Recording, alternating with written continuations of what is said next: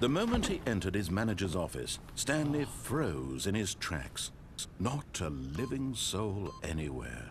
Could he really be all alone? This was too much for Stanley to take. Too much for any man to take. He fell to his knees, bursting into half moans, half sobs, the guttural retching of life from a man denied any hope, any reason to keep going. Here on the floor, he lay prone, paralyzed by fear for nearly a full hour. But when at last he began to move about and survey the situation, he found a keypad behind the boss's desk. What could it mean?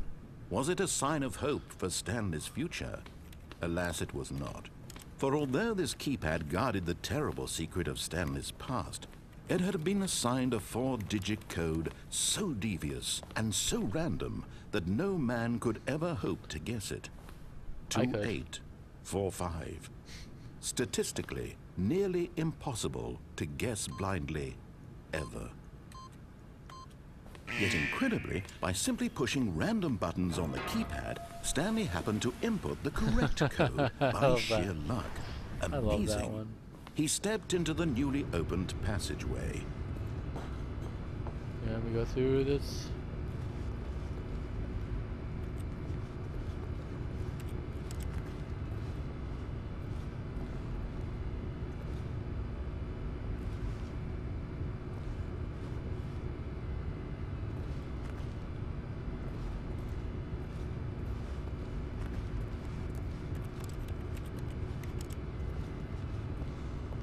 Creepy.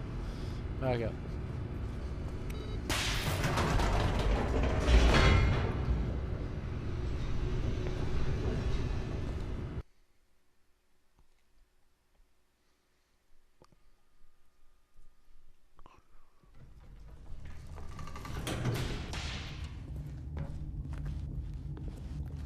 Stanley walked straight ahead through the large door that read Mind Control Facility. Mind Control Facility. Then he pressed the button.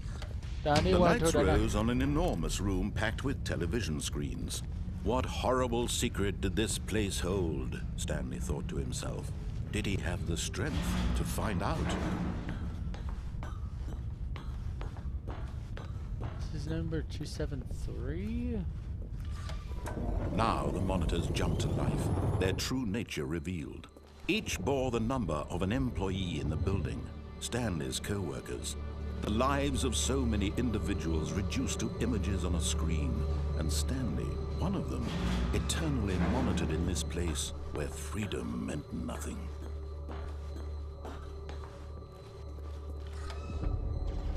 This mind control facility, it was too horrible to believe. It couldn't be true. Had Stanley really been under someone's control all this time? Was this the only reason he was happy with his boring job? That his emotions had been manipulated to accept it blindly? No.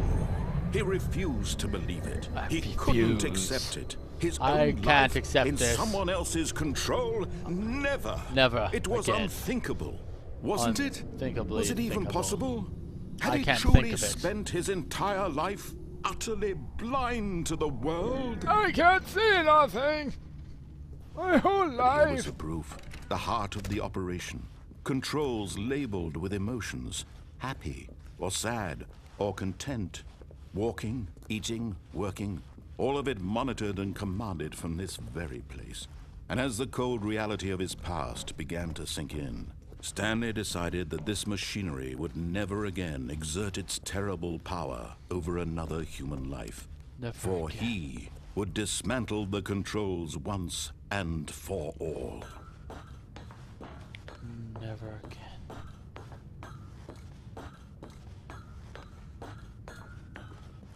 Please write.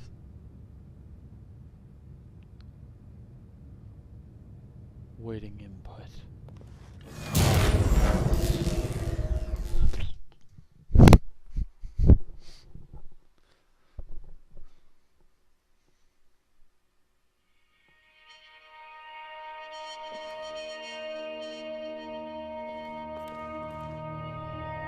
Blackness and a rising chill of uncertainty. Oh, I can see nothing.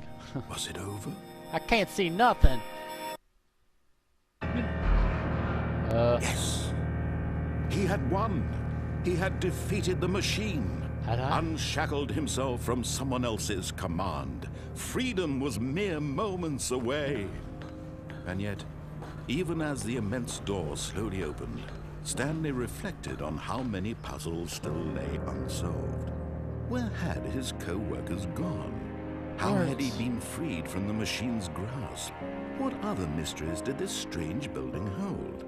But as sunlight streamed into the chamber, he realized none of this mattered to him. For it was not knowledge or even power that he had been seeking, but happiness. Perhaps his goal had not been to understand, but to let go. No longer would anyone tell him where to go, what to do, or how to feel. Whatever life he lives, it will be his. And that was all he needed to know. It was perhaps the only thing worth knowing. Stanley stepped through the open door.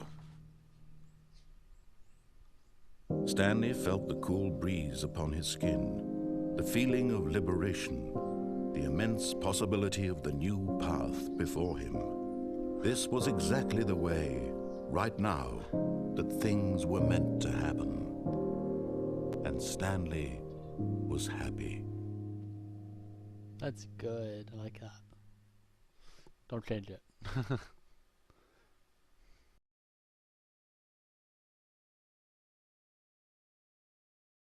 This is the final video, so I thought I'd do a quick review of the game and how I felt about it. Funny thing about this game is it turns out the entire time the narrator was telling you the absolute truth. If you just listen to what he says from the very beginning, you'll complete the game in 10 minutes. And everything will be fine. You'll be free.